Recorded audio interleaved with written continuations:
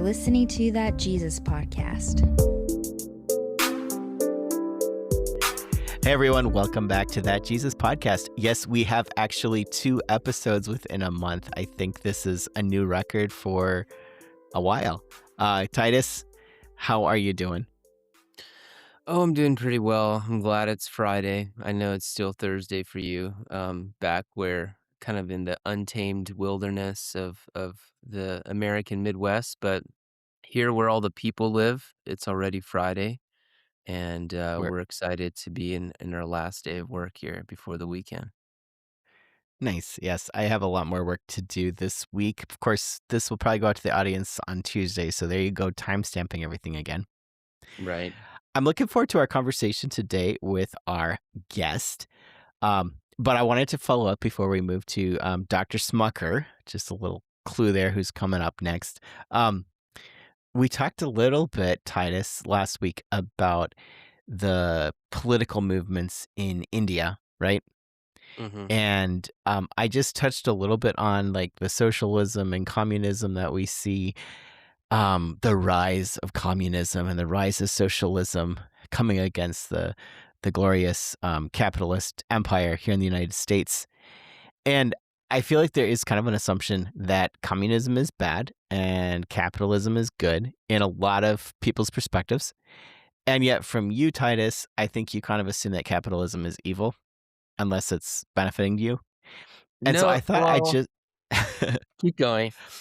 Well, I thought before we actually jumped into our conversation, I wanted to follow up with some of those assumptions and maybe ask you to identify what Jesus actually says that could relate to whether secular socialism and Marxist communism is the way of Jesus, or pull you up by your bootstraps, oppress the poor, and soak the free market for all it's worth is the way of Jesus.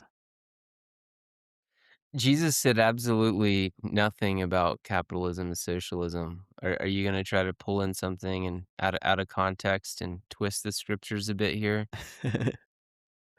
I think there are some places to go with that, to be honest, that you could argue. But what do you think is more like Jesus?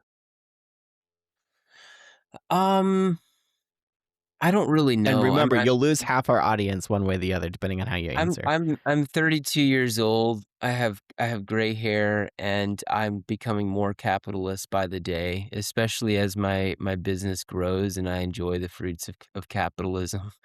Um, so I yeah, I guess pragmatically I'm fairly capitalist. I don't really I certainly don't assign any spiritual value to it or assume it's biblical in any way. Um, it's So what I just hear you it's saying is that money has nothing whatsoever to do with things Jesus said. so money, yeah, Jesus talks a lot about money. Ah, My current theory, this is just a very vanilla um conservative bro theory, but if you just look at the world pragmatically, people are people assume that more stuff will make them happy and that motivates them to work hard. And then they get the stuff and lifestyle inflation sets in and they get used to it. And then what they need to kind of be happier or to think they're happier is to get more stuff. And it doesn't you actually do get happier as your income rises up to, I think, what is it, 180,000 or something. There was a study. Um, okay. we have the stats guy on the show. I'm really scared. But there was a study that showed that you do get slightly happier up to a certain point, like middle class or middle upper in the US at least. But the fact that people think they get happier the richer they get, either way, I think is generally good for the world, because then they work hard, and working hard um, generally makes the world better, with plenty of horrible exceptions, right? Um, so Okay. that's how wealth is generated, and then what you do with your wealth that's where I start bringing in Jesus's teachings. I ignore them up to that point. No, I just don't think they really apply that much up to that point, up So until how where we you have get the wealth, you know? so where we get our money isn't so much the concern of So you gotta get it Jesus as justly. much as what we do with it. I certainly you need to you cannot commit fraud to get your money, and you should treat your employees very well, which often does not happen because of greed. So greed Mhm. should be um, tempered to generate the wealth, and then when you have it, I think that's when the majority of Jesus' teachings apply. As this comes out of my mouth, I'm really cringing, but you did not prepare me for this No, this question. is how well, I know if I had prepared you, you wouldn't have read it anyhow, but this is why I love you. Um, no, this is actually precisely what I wanted. I wanted to kind of, come at you from the On the side, spot. hear you Yeah. say something. Um, I wasn't actually expecting you to come out in favor of, cold hard capitalism like you did. On the other hand, see, I had actually prepared some notes to push back and say that maybe communism and socialism isn't where you're supposed to go. Um, you're an enigma, brother Titus.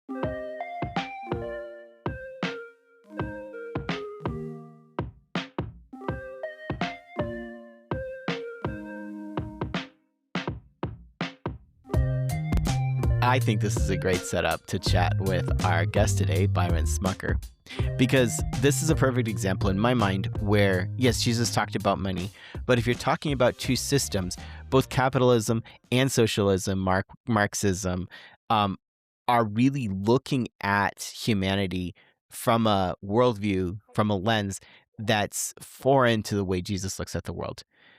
Both Marxism and capitalism look at the world from the perspective of you're worth whatever you can make, and happiness is derived from how much you have, and that it's all just this power back and forth. And Jesus, of course, undermines that and says, no. He says, lay up treasures in heaven where your treasure is, there your heart will be. Anyhow, I forgot to introduce this with our usual, what's the empire doing today? We had yet another socialist um, get a surprise vote down in Florida. And it's just been interesting to follow that as politics kind of move in that direction to some extent, although I have no idea. Anyhow, you have anything else to add, Titus, before I welcome our guest on who will shower us with wisdom from Jesus Christ? I mean, just to push back on the socialists getting elected in America, they're not socialists. They're actually quite capitalist, and they just want some more government programs, which I actually am mostly in favor of. So just to throw that wrench in the gears, yeah. They're So not you're in favor no of, communists running for any office in the United States. That is not a thing. but they call themselves communists. They want slightly more government programs than the people running against them. That's it. Interesting. Yeah. Well, we're here. That Jesus podcast really does try to bring, hopefully mildly amusing, sometimes well informed conversations about current events back to Jesus and back to a historic Anabaptist lens. And we have a friend with us today who takes that and kind of doubles and triples down. Mr. Byran Smucker of Detroit, Michigan. It's great to have you here today. Hey, it's good to be here this evening or morning. Morning. Yes, whenever somebody's listening to it, it's good to have you here. So, Byran, you have a podcast called The Jesus Juke. Am I getting that right? The Jesus Juke podcast, yes.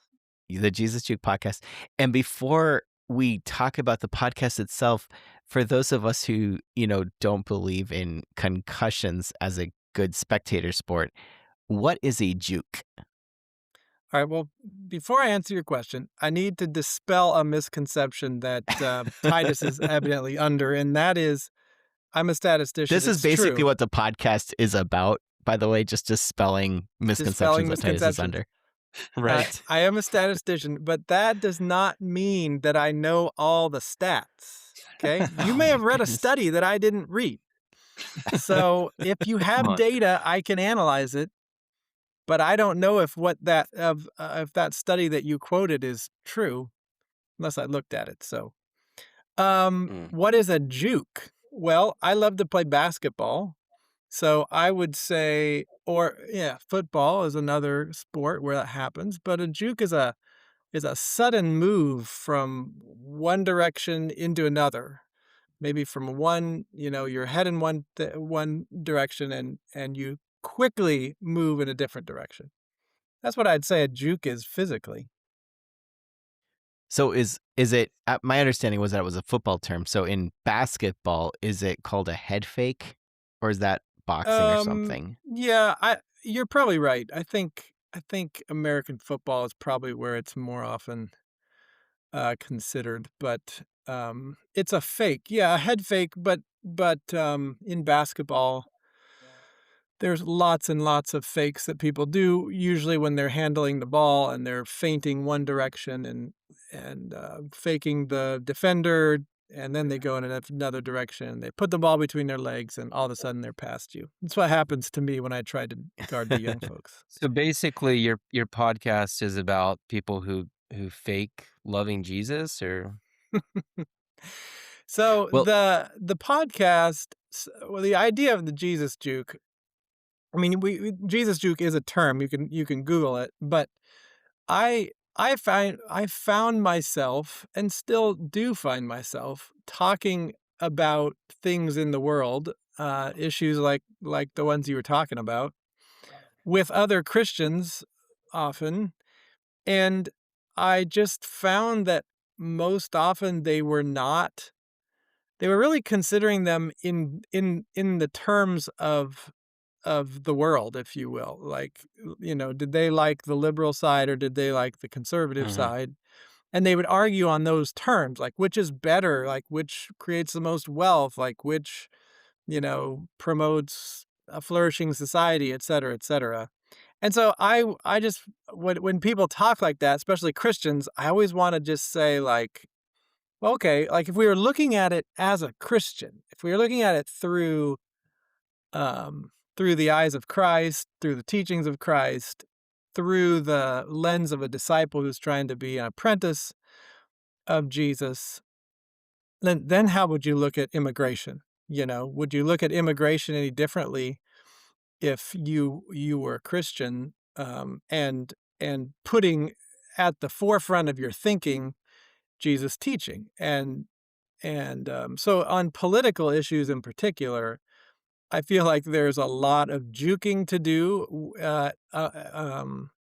when it comes to Christian discourse, honestly, because there's, I think, a lot of people who end up on a side making Mhm. arguments that are not fully grounded in Jesus, in the gospel.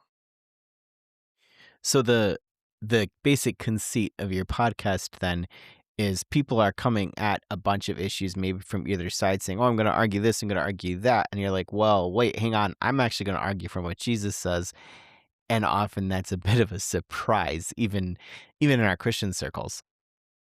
Yeah, I mean, yes. So that is the conceit is to, as best I can, steel man the competing narratives. If you've heard my if you've heard my podcast, is what I say, the competing narratives about an issue. Um and I try my best to really get in the heads, if you will, of the different sides. And so Mhm. when I'm writing out and thinking about those arguments, I'm thinking like, if a liberal was here or if a conservative was here making this argument, or no, if a liberal was here or a conservative was here hearing me make their argument, would they be like, yes, yes, that's right, that I can affirm that. Because I don't want to, uh, put forward a very weak version of their argument. I want it to be one they recognize and appreciate. Yep. And in the political arenas, in the political issues, there's pretty often, almost always, a clear third way Jesus juke that often it takes wisdom from both the left and the right, um, but it's fundamentally based on love and invitation, not coercion, certainly not violence, and so that's why for the political issues it's so easy in my view from where I come from to Jesus juke because the whole premise of either the left or the right of politics is coercion. Hmm. It's like let's win the argument and then let's make that policy that everyone has to obey. And that's just fundamentally different than Jesus. And so I think Christians should embody that approach and not the worldly left or right thinking, while at the same time not um, not realizing that there is wisdom on the left and the right. Like these people. That's another issue with polarized politics is that there's black and white thinking. My enemy is all bad and my side is all good.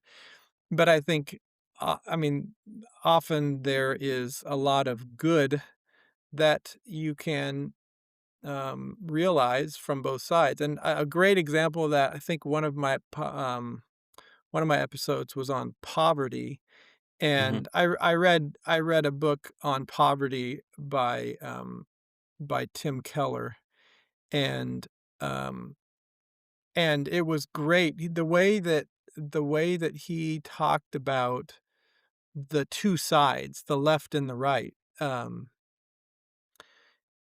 It's like in the Proverbs, some of the instruction was about taking personal responsibility, and some of it was a lament or a acknowledgement of the systemic injustices, that were being heaped upon the poor. And so, when I hear people talk about poverty, it's very interesting to see it through that or hear it through that lens and realize like, they're coming at it from this systemic perspective, and they don't really talk about the other side. Or if it's from a conservative, they're talking about the personal responsibility part, and they're really sort of downplaying the systemic. So that's an example where I think a Jesus juke acknowledges that there's some truth in both the sides, but still there's a unique way to see through that as a Christian.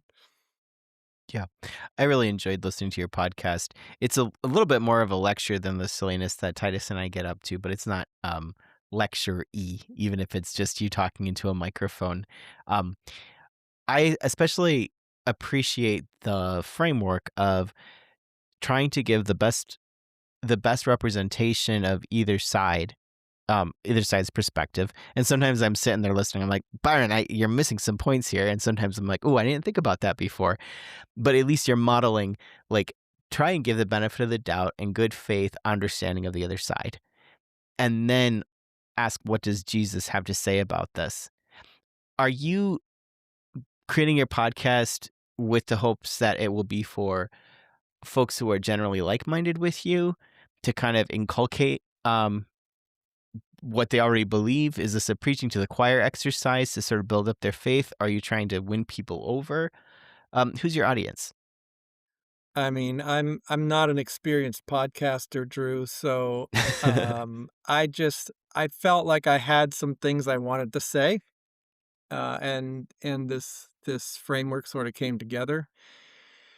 And so I said them, and I struggle when I discuss these sorts of things. Often it's with other Christians who don't see the Jesus juke, at least in the way that I would. And I struggle with how people take my arguments.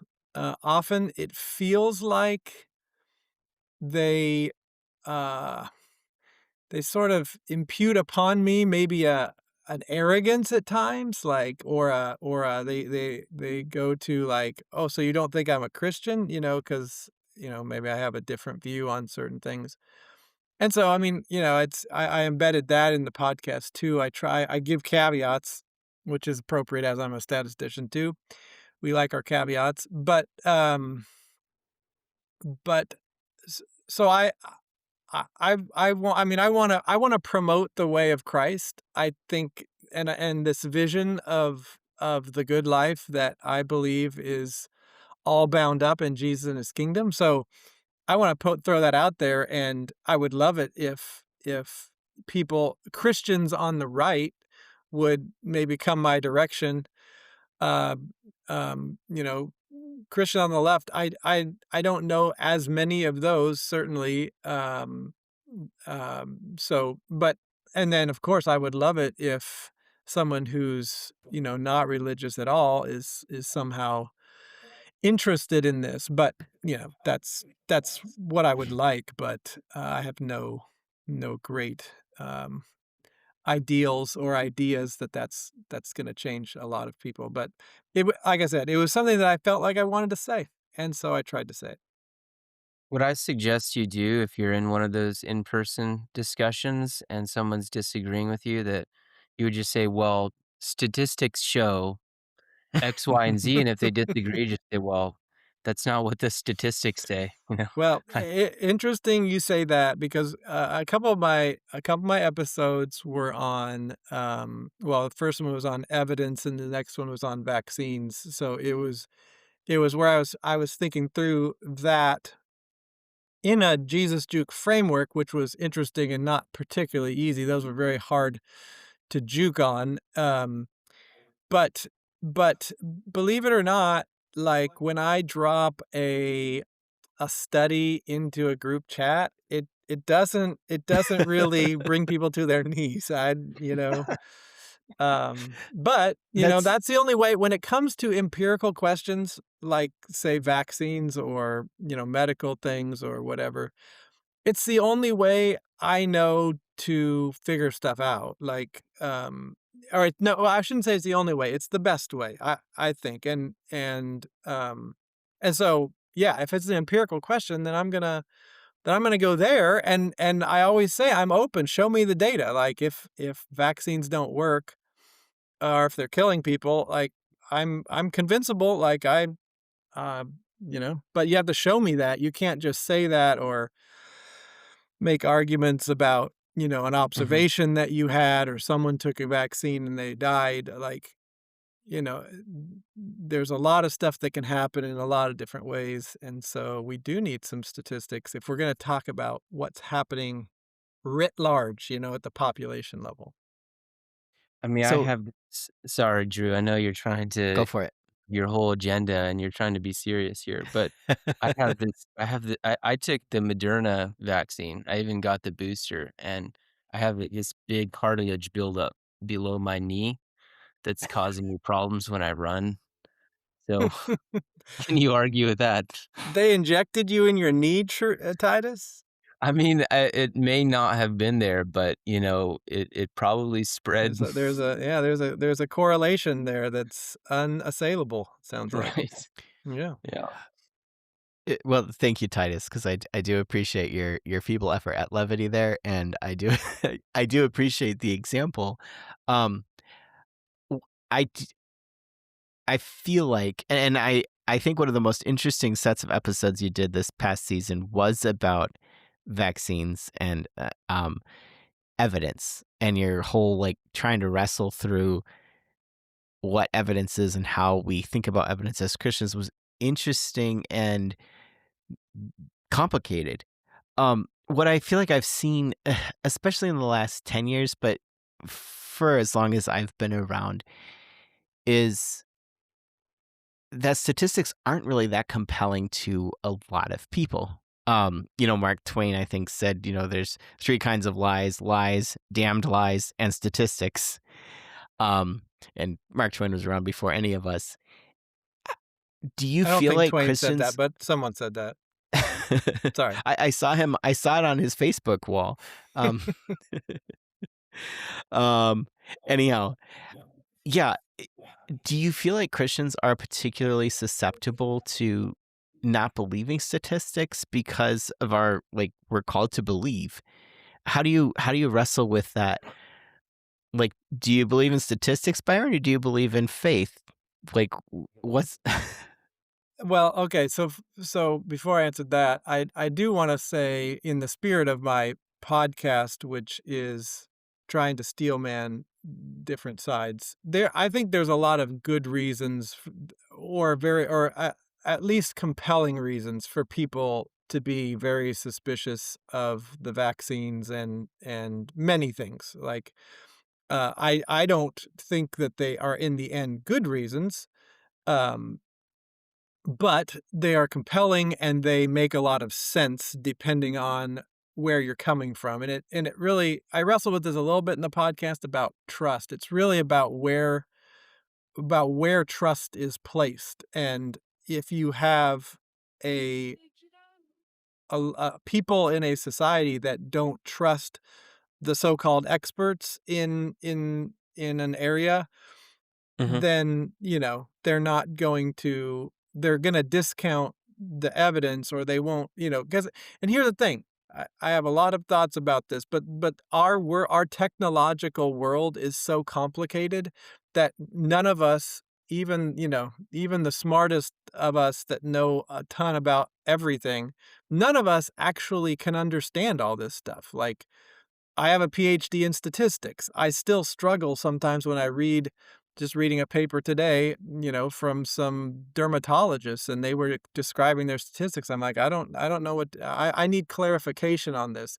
Like, it's very, very complicated. And for normies, for lay people to know, and really understand things that are super complicated in any area of life that people dedicate their lives to studying, it's just impossible. And so you have to end up making decisions in some way or at some level based on trust.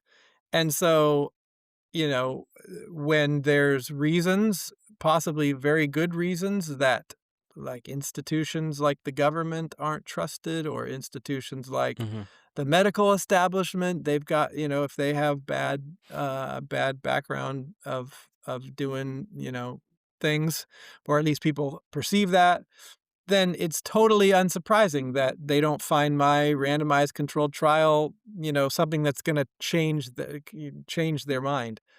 Um, so anyway, so to your question about statistics and belief,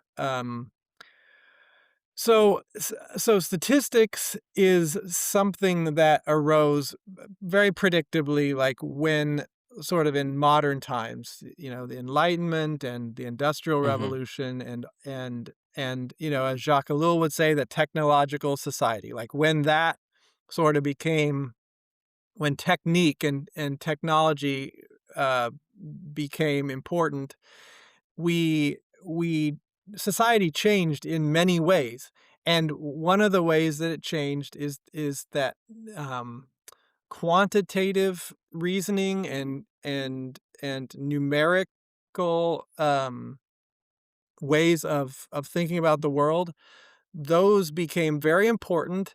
And the ideas of optimizing and improving, like, processes, manufacturing processes, factories, all that stuff, making it better, scaling it up, like what Titus is probably trying to do in his business, like that was not a thing in medieval times, at least to my understanding. And Mhm. statistics wasn't a thing in medieval times. There was no concept of, like, collecting data and analyzing it and try to understand things so you can improve things, that sort of thing. So statistics is definitely a modern discipline. And so, but it's really good at what it was developed to do, which is when you have complicated quantitative issues, systems, trying to make sense of it and trying to give a somewhat objective um, statement about what's going on. And so, in that sense, it's very much it's very much a Christian thing, because it's actually a pursuing of truth. That's one of the I would say Hmm. statistical virtues is we're trying to find the truth about the world. It's just a particular kind of truth, Drew. It's like it's not a truth about, what it is to love God and to feel his love. It's not that kind of a truth.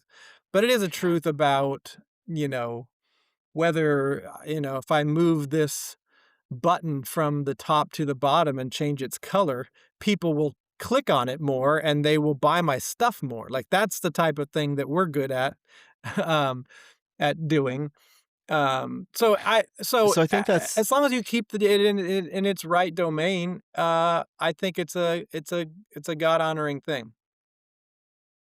yeah, that's I think you highlighted an important distinction that I'd like you to tease out a bit more. You're saying that statistics help you discover truth, and fundamentally pursuing truth is a good God honoring thing. But it's also not the only kind of truth. And there Right. are different kinds of truth we're seeking. And I think sometimes that collapsing those different categories into one is confusing for people. And I grew up and still have a lot of appreciation for some of the um, sort of apologetics defenses against what was perceived in evolution as sort of a creeping um, defeat of the Bible and what the Bible says our origins are as humans made in the image of God. Do you have any thoughts on how we can embrace empirical evidence without um without blurring the lines from what we know is true? I'm going to throw one other thing out, and I may have mentioned this on the podcast before, Titus, but one of the songs that I hear a lot that sometimes makes me cringe, sometimes I like it, is the old gospel song, I serve a risen Savior, he's in this world today. And the chorus goes, you ask me how I know he lives, how Jesus lives. He lives within my heart. That's my evidence. I know Jesus lives because he lives within my heart. That seems like maybe too far on one side. Well, I just know it because I feel it in my heart, so it has to be true, versus saying I can prove empirically down to the decade how old the Earth is. Yeah, so it's not really a question about statistics. It's really a question, I think, about the Evidence. type of evidence. Yeah, exactly. The type of evidence that we are admitting or using. And I think they both have their place. Like, I think for for many people, there needs to be a somewhat you have to be for many people, they need to be convinced that there's objective truth in what they're believing. Um, for many people, that's not the case, and that's great, and there's no problem with that. Like that, the end of that song, many people are like, "Yes, I know he lives." I had a friend, um, who who was, I would say, a young Christian when I was talking to him. Yet he had had this experience with the Lord, and Hmm. because of that, it was just like, he's never not going to believe in God. Like, it's just that experience was so real that it was a done deal, at least that he would believe. Um, but for many other people, there is a need to like drill down and understand like, hey, is this true? Like, are these stories reliable? Like, is there evidence even that God exists? What about Jesus rising from the dead? All that stuff. I think it's I think it's like different types of evidence, and they can speak to different types of people. I don't feel okay, well, I do feel a tension, in my work too. It's a small tension. It hasn't gotten too large, but the tension goes back to that change from, some of the medieval ideals or the ways of being, to these, capitalistic, industrial, ways of being, and some of these things on this side of the technological society are not good, and statistics really is a part of the machinery that keeps that stuff going. So, there was, a philosopher named Alasdair MacIntyre, and in his book, he had a book called After Virtue, and he has this really interesting thought experiment where he says, imagine, so if you were going to put, I don't know if you call them canonical characters on a society, like if you were just pick a society and then take a couple of types of people from that society as sort of representative of that society. And he said, like in medieval Europe, you had like craftsmen and you had priests were two examples of sort of canonical Mhm. characters in that society.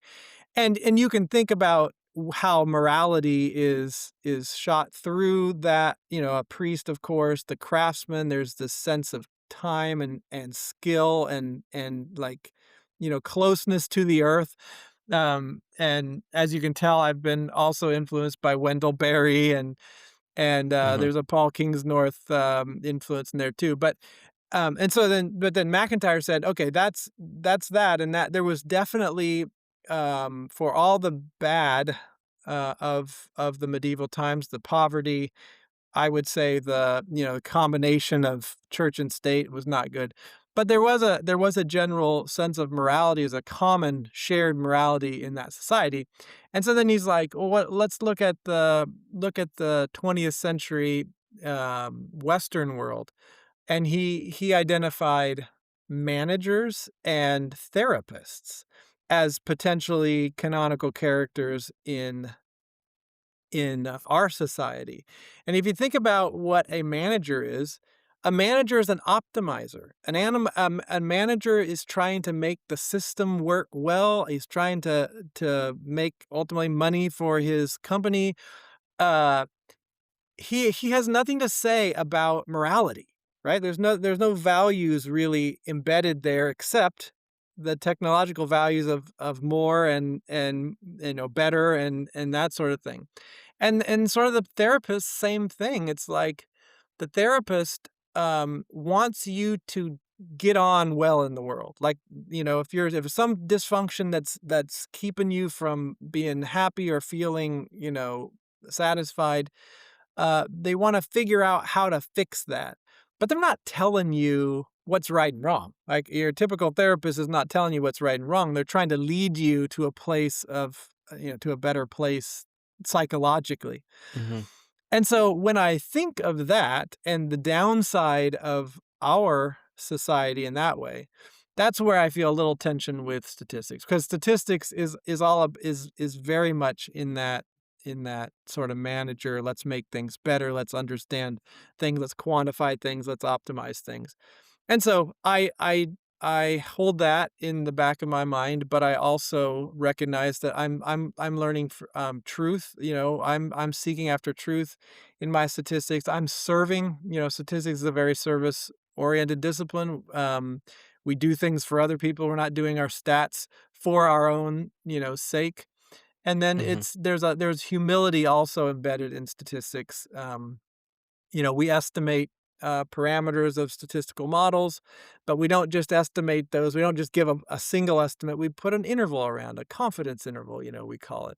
And so there's built into statistics a humility too. So there's these good virtues, and then there's sort of the dark side that I think is just part of our society, and we should be thinking about and perhaps work against, or at least try to orient our lives so that they are not consumed by the bad and hearken back to the good of older ways of being. Yeah. So two of the things I hear you saying are problems or weaknesses of statistics is one, if we think we can understand everything in the world through statistics and it's the source of truth rather than a source of truth. Right. And two, if it's actually the source of morality, like Titus and I were chatting about earlier, like, capitalism, we can fine tune our mechanisms to do all sorts of evil in this world. Like this is Instagram. I just finished reading Jonathan Haidt's book, The Anxious Generation. And he's talks about how these social media algorithms are so finely attenuated through data to actually hurt us, but it makes money for Instagram and Facebook and such. And that's not a source of morality. Just because you can do it with statistics and data doesn't mean you should. Yeah, And then absolutely, and that's why I think it's so important, to be able to ground your morality. I think it's a weakness and maybe a fatal flaw of secularism is well, at least a big weakness is that it's very hard, if not impossible, very hard to ground morality in something that's objective. And so it seems like the way that society has gone is we sort of just take morality or values and just push them out of our day-to-day lives. I mean, they still come up in like politics. Politics ironically are chock full of values and morality, different, but then that's where the clashes happen. But when you go to work, it's why it's so it's the least favorite part maybe of my professional identity or career or, experience, is that there's just this assumption that your values and your morality mostly don't bring them to work. Like, yeah, of course, there's the ethics. Like, that's something that's been fairly recent. People have emphasized, but like the idea that you would interact in a way, like a non-professional way, where you're talking about what really matters in your life, it's not the normal thing. And I try to push back against that, but it's a system and it's very well ingrained. yeah, and it kind of ties into our conversation last week about embracing ineffective forms of showing Jesus to the world. Titus, we talked about some of your work even in the country you're living in, where um, what you're doing in such a massive country really statistically makes absolutely no difference. There's no way what you and your family and the folks you work with will have any impact, will move the needle on poverty or Thanks, Drew. violence or anything.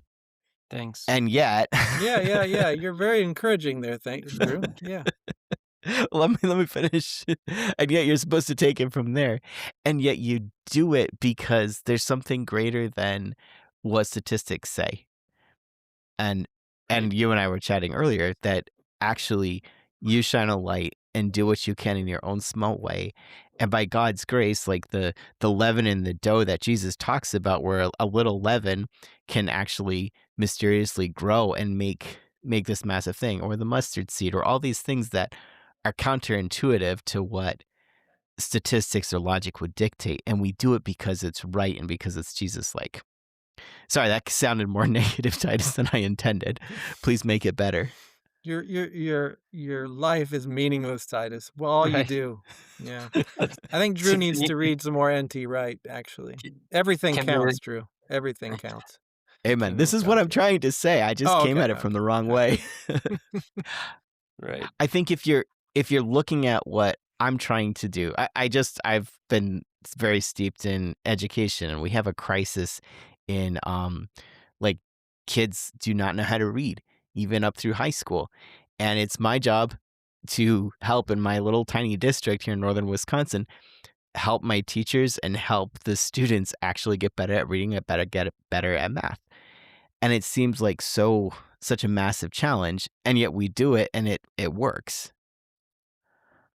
Yeah. Right, Titus? There you go. Yeah, I think I forget what we talked about last week, but the idea that um, even if statistically it isn't moving the needle, we are a prophetic sign to humans, but also to the principalities and powers of like, hey, this is what God's kingdom looks like. This is what it looks like to show a different way of being human, and this is the way the world one day will look like. All Yes. of the world. And so I think there are Of the world. examples in history where I think there are examples in history where something is being played back. Something is being played back. Hold on a second. You guys are gonna have to edit this one. What happened here? Try Try muting your muting mic, your mic, Byron. Byron. Okay. What was I saying? Principalities, powers, something. Yeah, back up a little bit because I it was think good. that This is was what I I think wanted you to say. I think the principalities and powers just got angry there and started giving me some feedback from Byron's screen there. So anyway, spiritual warfare, guys, right here. Amen. I don't know what I was saying. I think I said what I was trying to say. Yeah, I'm well, also not gonna edit this out, Drew, because people need to know that this spiritual battle is real. Byron might um, have to stay muted the rest of the time, or that might kick in again. I think the enemy has let's silenced him. Is this Um, any better? yeah. let's try it. So to finish my thought, what I was gonna say is I think there's examples also in history of people who have kind of had that mindset of, hey, like these these little things that I'm doing aren't going to statistically move the needle, but I'm going to prophetically do them anyways. And those actions have started movements that have moved the needle or shifted perspectives. I mean, like what's his name, Benjamin Lay from last week. Exactly. So that most of the time that does not happen, but it does happen occasionally. And whether or not it happens, I don't think is should be our concern. You know, it's in God's hands. No, What he I totally agree because I think there's no greater purpose that I can think of than working on behalf of Christ and his kingdom.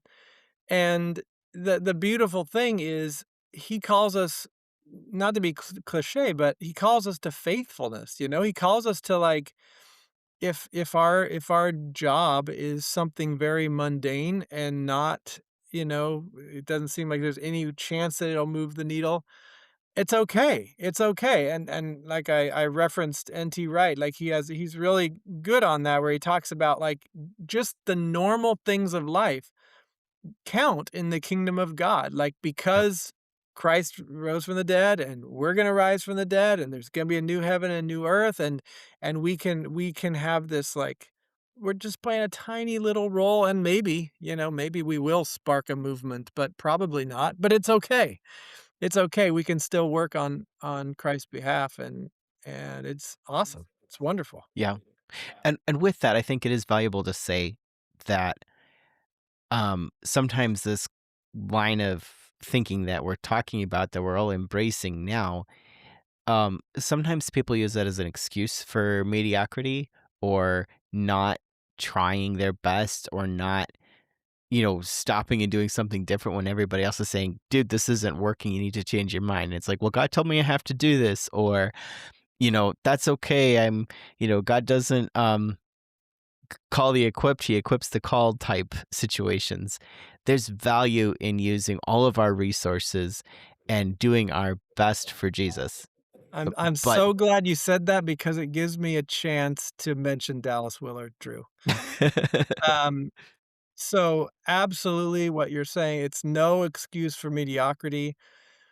In fact, like, our greatest task, or one of them, is to become the person that we were created to be.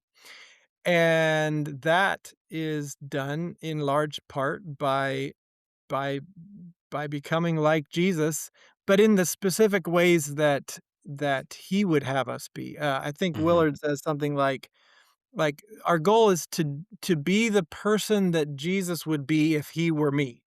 That's I'm not gonna be a rabbi, like he was in the Middle East. I'm a statistician in Detroit. But, like, what would Jesus if Jesus were me, what sort of statistician would he be, or what sort of Christian would he be? Um, and so, like, if we're reflective, we all realize the deficiencies that we have. We all realize, the strengths that we can develop further. We all realize the vices that are a part of our lives. And so we have the great privilege of working with God to to make ourselves better. And so no Absolutely. mediocrity. Yeah. Yeah. So Mundanity is okay. Mediocrity, at least, we shouldn't strive for that. I like that. So bringing it back to your podcast then, um, are there any topics that you've thought about in relation to, like, what can I take this topic, steelman it, and then bring the Jesus juke into it, where you're like, no, I don't think Jesus has anything to say about that. Well, I mean, some were harder than others. Like, so what I found, going through that first season is the political stuff, the immigration, I'm blanking, like the war in Ukraine, even poverty, like these things are not. There's a clear left and there's a clear right, at least in America. But for other things, we did one on weight loss. We did one on Harry Potter. We did one on even Dude Perfect. The YouTubers.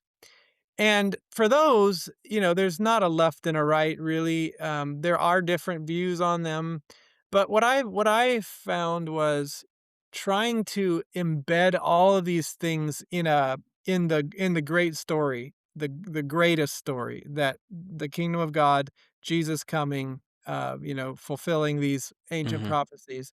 So like trying to take that approach, like where does what Dude Perfect does, where does that fit into the Christian story? Where and so if I'm a Christian, if I'm a disciple living in that story in my own, part of that, like does Dude Perfect should Dude Perfect have a part of that, or should they not? Like what are the values that they are espousing, and are they consistent with Jesus? Um, so I found myself on, there. I think everything. I mean, I think, you were talking about capitalism and communism. Like, you think about those things enough, you can definitely Jesus juke on those. And if I can Jesus juke on Harry Potter, we can Jesus juke on most things. I will say, so the hardest one, going back to the evidence and the vaccines one, that's really hard because there it's talking about evidence and what we admit as good evidence, and there it's not it's not like, as long as we are all seeking after the truth, as long as we haven't abandoned that, then it's sort of a matter of trying to understand what the best way to get at truth is. So that one was hard, but I think in general, everything is embedded in a narrative, not to get too postmodern on us, but everything is embedded in a narrative, and it might be more or less consistent with the Jesus story. Now I know why we had those technical difficulties in spiritual warfare. It's because of that Harry Potter episode, isn't There it? you go. You'll have to listen to it, see where we come down on it. Yeah. Yeah. Well, I I really think I appreciate already your time. know. I think I already know that you're pro Harry Potter based on our, Wow. our Well, experiences today. all right.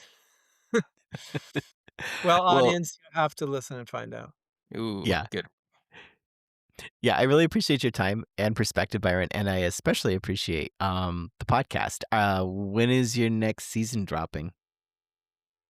No current plans, Drew. I haven't been compelled to do a second season, but I might. I have some ideas of additional topics. I have a podcasting friend who currently lives in Wisconsin who has some tweaks that he thinks might improve the format. So we'll see. Um, so I just have to let the spirit lead on that one, Drew. Not sure when that will come. Okay. Well, thanks for your time, Byron, and thanks for joining us, Titus, I think. Um, and thank you everyone for listening. We will see you guys next time.